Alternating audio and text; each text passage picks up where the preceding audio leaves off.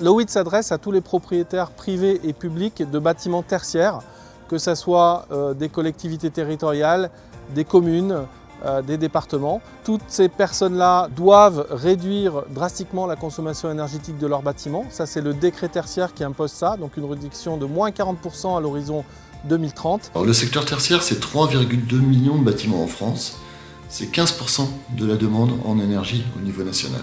C'est un secteur qui est complexe et hétérogène, puisque ça va de la boulangerie jusqu'au tour de la Défense, en passant par la mairie du village par exemple.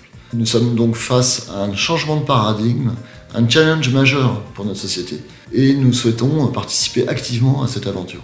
C'est un outil qui part pré-rempli, c'est-à-dire qu'on peut, dès le premier jour, utiliser l'outil, obtenir des recommandations et se voir proposer des plans d'action.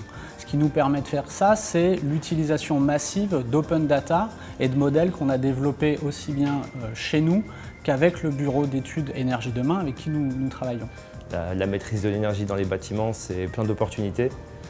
À la fois réduire les consommations d'énergie, ça veut dire réduire les consommations, réduire les factures d'énergie, réduire du coup la facture économique, baisser les émissions de gaz à effet de serre, de polluants, et puis c'est créer aussi beaucoup d'emplois pour les artisans qui vont être amenés à travailler. Enfin, c'est ce qu'on souhaitait faire, hein, une réponse très logicielle, très produit.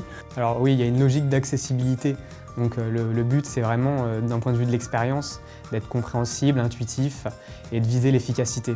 Je trouve que le produit l'OIT permet d'avoir rapidement des impacts au niveau de l'écologie et surtout en conservant des logiques business, c'est-à-dire qu'on fait faire à la fois des économies d'argent à nos clients, mais tout en profitant à l'écologie. Alors les premiers clients sont extrêmement importants, ce sont d'ailleurs plus des partenaires que des clients, ils nous aident à réfléchir, ils nous aident à raisonner, ils expriment leurs besoins et on adapte notre produit à leurs besoins. La première grosse mission qu'on a faite, c'était pour la ville de Roubaix, donc avec un patrimoine d'une centaine de bâtiments à auditer. Ça a été l'occasion de voir qu'il existe beaucoup de données au sein des collectivités sur le patrimoine. Par contre, il n'y a pas forcément de structure pour toutes ces données. Une meilleure connaissance du bâtiment va donner de meilleures recommandations et de meilleurs résultats. Et quand vous l'utiliserez au cours du temps, vous bénéficierez de mises à jour concernant les modèles, de mises à jour concernant la réglementation, de mises à jour concernant les systèmes. Et donc au lieu d'avoir, comme traditionnellement, une photo de temps en temps à chaque audit valable quelques mois, vous avez un film qui va décrire la vie du bâtiment dans la durée. C'est vraiment un processus d'amélioration continue où on teste en conditions réelles et on regarde ce qui marche pas et on améliore dans les bonnes directions.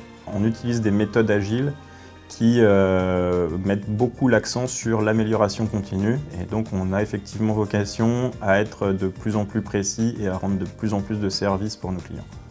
Aujourd'hui, on a plus de 300 bâtiments qui sont modélisés dans l'OIT.